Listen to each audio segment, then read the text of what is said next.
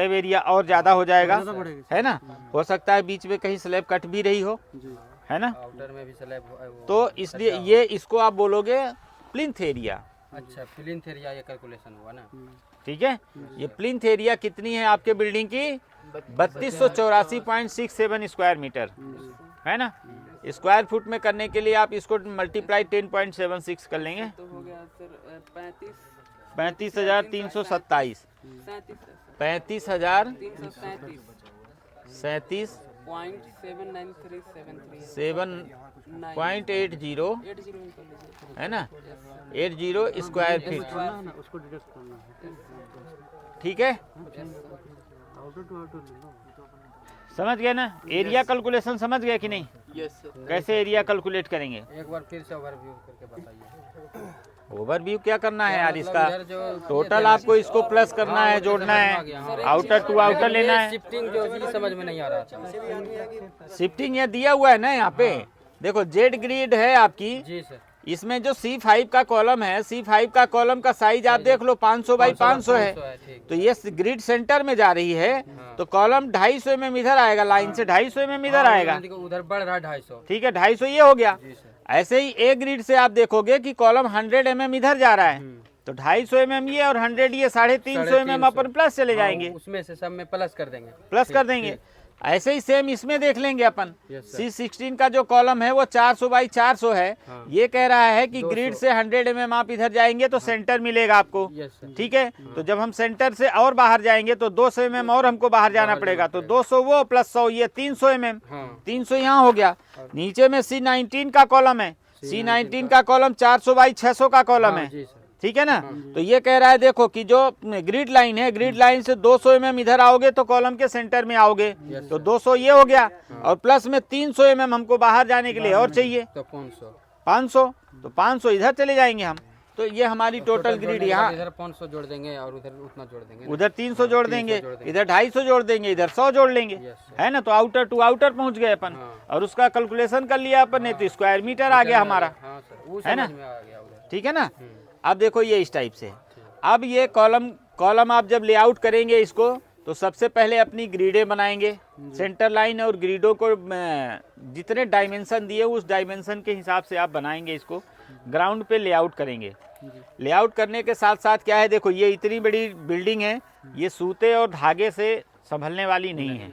यदि आपने जैसे अभी हमने करवाया था आपको सूता और धागा बनवा के, छोटा मकान है हमारा तो वो हम कर लेंगे उसको उसमें, लेकिन आपकी ये बिल्डिंग ऐसे संभलने वाली नहीं है। तो अपन क्या करेंगे कि पहले ये जो बिल्डिंग का आउटर एरिया जो आ रहा है, इस आउटर एरिया को अपन मेजर करके गुनिया मिला के चूना डाल देंगे ग्राउंड पे। चूना डालने के बाद अपन क्या करेंगे कि ये जो हमारी लाइन आ रही है, आउटर लाइन इसकी कॉलम की, इससे 1.5 या 2 मीटर पीछे हम जाएंगे, एक लाइन और डालेंगे इसमें जी, आउटर आउटर में, ठीक है, चारों तरफ 1.5 मीटर है ना, 1.5 मीटर यदि हमने लिया है तो 1.5 मीटर चारों तरफ डालेंगे हम, वर्किंग स्पेस के लिए ना। ठीक है ना, 1.5 मीटर चारों तरफ डालेंगे हम। फिर यहाँ पे क्या करेंगे हम कि जो 1.5 मीटर बाहर हमने डाला है लाइन, उसमें हम फिर ये सारी ग्रिडों की भुर्जियाँ बनेंगे, ठीक है, ब्रिक के पाए बनेंगे, पेडिस्टल छोटे छोटे, एक लेवल पे, ये नहीं कि एक को ऊपर बना दिया एक को नीचे बना दिया, ऐसे नहीं, एक लेवल पे डिसाइड करेंगे, एक लेवल पे सारी भुर्जियाँ बनाएंगे हम, ठीक है। जब भुर्जियाँ हमारी बन जाएंगी, इधर भी हम भुर्जियाँ बनाएंगे पूरी, और इधर भी सारी भुर्जियाँ हम बनाएंगे, उसके बाद हम इसमें एक्सप्रेशन चालू करेंगे। डिस्टेंस को देखते हुए भुर्जियाँ बनाएंगे सर, जितना लिखा हुआ है ये देखो, ये क्या है, आउटर वाउटर यहाँ पे कुछ नहीं करना है आपको। आउटर करोगे तो आउटर या सेंटर कुछ भी मिलाने की कोशिश करोगे, इतनी बड़ी ड्राइंग में, इतनी बड़ी बिल्डिंग में मिस्टेक खा जाओगे। तो अपने को कुछ भी दिमाग नहीं लगाना है वहाँ पे, सीधा एक ही दिमाग लगाना है कि ये कॉलम 100 mm यदि अंदर दिखा रहा है तो हम भुर्जी यहीं बनाएंगे, यहाँ ए ग्रिड पे बनाएंगे, 100 mm कॉलम को उधर ही लेंगे हम, है ना। क्या है कि इतनी सारी शिफ्टिंग है यहाँ कॉलमों की कि आप माइंड में नहीं बैठा पाओगे कि हमको कौन से कॉलम को किधर जाना है। तो जब भी आप बड़े लेवल पे आप काम करोगे तो आप यही भुर्जियां बनाना जितने डायमेंशन पे ये दिया हुआ है सब दिया चीजें हुआ है, बस आपको, उसको नाप करके बना देना है। ठीक है ना। उसमें होगा क्या कि आपके पास ये कॉलम इस ग्रिड से किधर इतना मतलब इस साइड में कितना शिफ्ट हो रहा है, बाद में उधर पता चल कितना शिफ्ट हो रहा है, ये ऑलरेडी ड्राइंग में लिखा हुआ है, तो आप देख के कर लोगे। लेकिन यदि आप अपने दिमाग से किसी को आउटर कर दोगे, किसी को सेंटर कर दोगे, तो वो सब वो ताजमहल बन जाएगा फिर ये स्कूल की जगह, है ना। तो अपने को बिल्कुल कुछ भी नहीं करना है इसमें, जहाँ पे जो चीजें लिखी हुई हैं एज पर ड्राइंग, ये सारा लेआउट आपको डालना है, ठीक है। और गड्ढे के नीचे फिर पीसीसी वगैरह करके ये कॉलम सब आपको एक एक लेआउट करना है, ठीक है। सर एक क्वेश्चन, जैसे कि हम वो कर दिए, भुर्जी बना दिए, वो जो सर्वेयर जो पॉइंट देगा कॉलम का बाय मतलब फुटिंग बाय फुटिंग, वो कैसे वैसे तो सर्वेयर का ही काम है, वो आके भुर्जी वही बनाएगा, सब कुछ वही सर्वेयर भुर्जी नहीं बनाते हैं। पॉइंट जो एक्चुअली क्या होता है, देखो टोटल स्टेशन में हमको भुर्जी की आवश्यकता नहीं होती है, हम थोड़ा थोड़ा क्या करेंगे, एक निश्चित डायमेंशन में ये सभी लाइनों पे हम थोड़ा थोड़ा कंक्रीट का एक तसला कंक्रीट डलवा देते हैं, उसके ऊपर नीट सीमेंट करके और वो ठीहा टाइप का बना के, और उसमें वो अपना जो है पेन से पॉइंट लगा लेते हैं। तो उनको क्या है, भुर्जी की ज़रूरत नहीं होती है। यदि आपके पास सर्वेयर नहीं उपलब्ध है, आपको ही करना है काम, तो फिर आपको भुर्जी बनानी पड़ेगी। भुर्जियाँ सारी बना के, भुर्जियों के ऊपर सूता खिंचवा के, फिर वहाँ से प्लम के द्वारा आपको निशान नीचे लेके जाना पड़ेगा, जैसे यहाँ करवाया था। फिर सारे प्रोसेस यही होंगे आपके, बस यहाँ पे हमने भुर्जी नहीं बनवाई, आपको वहाँ भुर्जी बनवानी पड़ेगी, ठीक है ना।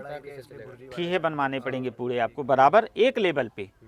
सूते का भी एंडुलेशन जो है ना, जो ऊपर नीचे हो जाता है ना सूता, उससे भी फर्क पड़ जाता है, फिर दिक्कत आ जाती है लाइन। मतलब भुर्जी हाँ, कितना बना सकते हैं उसमें? मतलब आप एक सफिशिएंट हाइट तक बनाओ कि मतलब आपकी खुदाई उदाई होनी है, ये सब होना है, तो 2-2.5 फुट की हाइट में बनाओ आप उसको भुर्जी को, है ना। क्योंकि आप जब चारों तरफ से आप भुर्जी कर दोगे, इसमें पूरा आपका लेआउट, देखो इतनी बड़ी बिल्डिंग है, आप इसमें अंदाजे तरीके से ऐसा नहीं कर सकते आप कि आप मशीन लगा के और आपने खुदाई चालू कर दिया। इसमें खुदाई यदि आपने कर दिया, उसमें खुदाई करने के बाद आपको इतनी परेशानी आ जाएगी कि आपके पैसे बहुत सारे लगेंगे, बहुत सारी मिट्टी हटानी पड़ेगी, तब जाके आप अपना ग्राउंड क्लियर कर पाओगे। धीरे धीरे करना, स्टेप बाय स्टेप, ठीक है ना। इसलिए एक ही बार में नहीं करना है। खुदाई करने से पहले आपको पूरी भुर्जी बनानी है, चारों तरफ से पूरा अलाइनमेंट आपको गुनिया वगैरह बना के सब रेडी कर देना है आपको पहले ही। भुर्जी पे ही आपकी गुनिया चेक हो जाएगी, यहाँ से लेके यहाँ तक हो जाएगी। अच्छा आप देखो, मान लो कि यहाँ से लेके यहाँ तक की गुनिया नहीं चेक हो पा रही है, बहुत बड़ा एरिया है, तो इसको फिर सेंटर में भुर्जी एक बना लेना, ठीक है ना। हाँ, जहाँ पे मेन ग्रिड, यहाँ से यहाँ चेक कर लेना, यहाँ से यहाँ चेक कर लेना, यहाँ से यहाँ चेक कर लेना, यहाँ से यहाँ चेक कर लेना, ठीक है ना। सेंटर में बना देना एक भुर्जी, उसको भी हमेशा बना ही ले। अब अच्छा, ये भुर्जियों की आवश्यकता कब तक पड़ेगी, जब तक आपकी प्लिंथ बीम नहीं डल जाएगी। प्लिंथ बीम डलने के बाद जब कॉलम आपके छत के लिए खड़े होने चालू हो जाएंगे, फिर उन भुर्जियों की आवश्यकता खत्म हो जाएगी आपकी। तब तक तो उसका मतलब देखते रहना है भुर्जी, है ना। उसी के हिसाब से भुर्जी डिस्टर्ब भी नहीं होनी चाहिए, भुर्जी की स्ट्रेंथ भी मतलब नीचे से रॉड वगैरह लगा के उसमें थोड़ा सा ऐसा कि मतलब कोई भी मैनुअल वर्क हो, हल्का फुल्का धक्का लगने से टेढ़ा ना हो जाए वो आपको, है ना। अच्छा, भुर्जियों को एक चीज़ और है, सूता लगाने से पहले, काम चालू करने से पहले भुर्जियों का आपसी डायमेंशन जरूर चेक करना चाहिए। कई बार ऐसा होता है साइड पे, एक ही दिन में भुर्जी बनाना और एक ही दिन में सारे लेआउट का काम तो नहीं हो जाएगा, टाइम लगेगा इसमें, बड़ी बिल्डिंग है। तो उसमें क्या है कि आप ये कई दिन चलेगा आपका लेआउट का प्रोसेस, कम से कम ये 5-7 दिन का लेआउट का प्रोसेस रहेगा, है ना। तो उसमें आप जाओ जब पहले, तो आप थोड़ा सा मिस्त्री को, अपने हेल्पर को बोल के एक टेंटेटिव आइडिया के हिसाब से थोड़ा सा, जैसे ये 4 भुर्जियाँ आपने बना दी है, 4 भुर्जी इधर बना लिया है, इनका ही आपस में डिस्टेंस चेक कर लो, रेक्टेंगल चेक कर लो, वहीं पे छोटा है ना, छोटे छोटे में, है ना। 10-10, 20-20 मीटर पे इधर चेक कर लिया, इधर चेक कर लिया, इधर चेक कर लिया, इधर भी चेक कर लिया, तो उससे क्या है, आपको एक आइडिया हो जाएगा कि नहीं हमारी भुर्जियाँ सब अपने सही स्थान पे खड़ी हैं, लाइन पे रेफरेंस, फिर उसका साइज सही आएगा। ठीक है। अब देखो, अब आ जाओ आप स्टील पे। बिल्डिंग तो आपने देख लिया,